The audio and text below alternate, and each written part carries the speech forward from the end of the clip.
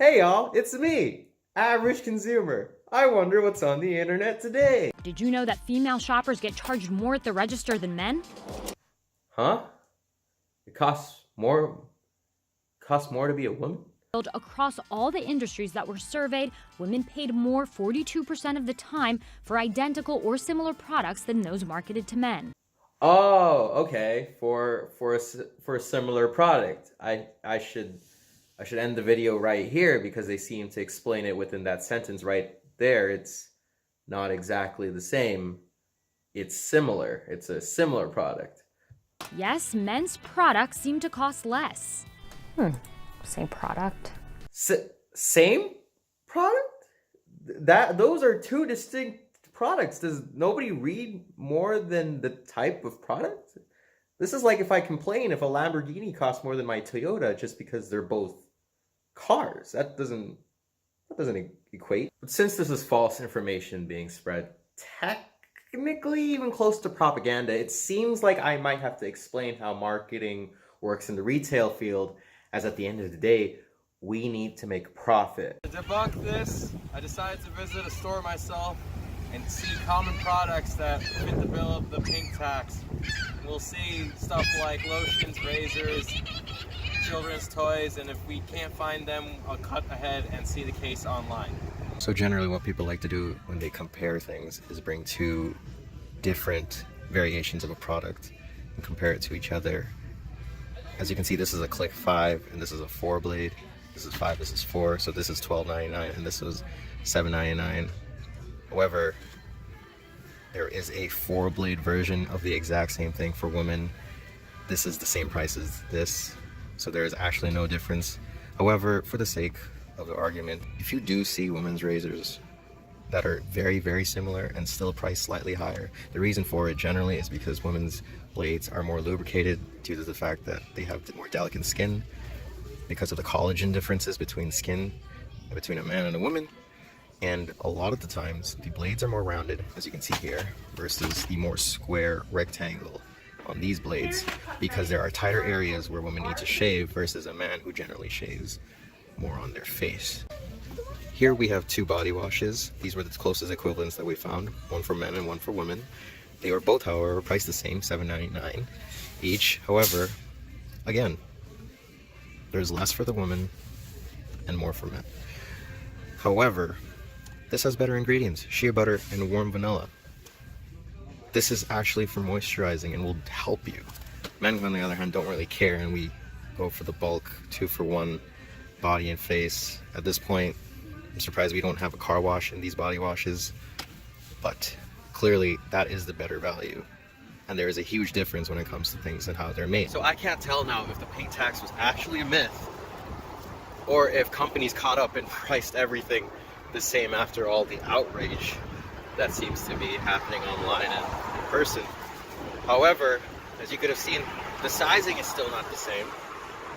And that's because a lot of the ingredients are still different between men's and women's products. And if they were to have the same sizes, well, then ultimately, so would the price. The price would go up.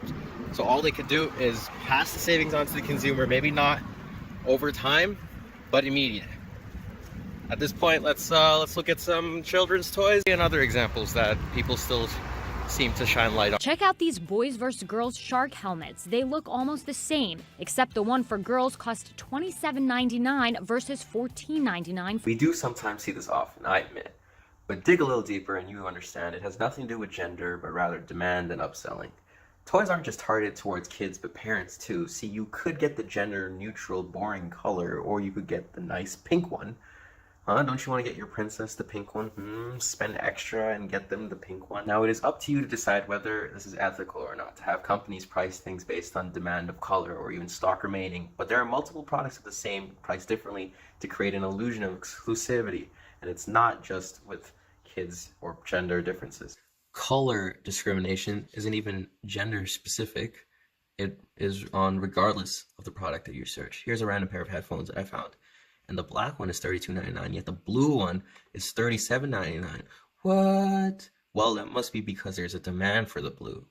Or it's more so to make the illusion or the case that the blue headphones is the more exclusive one. Whoa. Maybe it is sexist to assume girls want more pink products, huh? How could you just assume that a girl likes pink?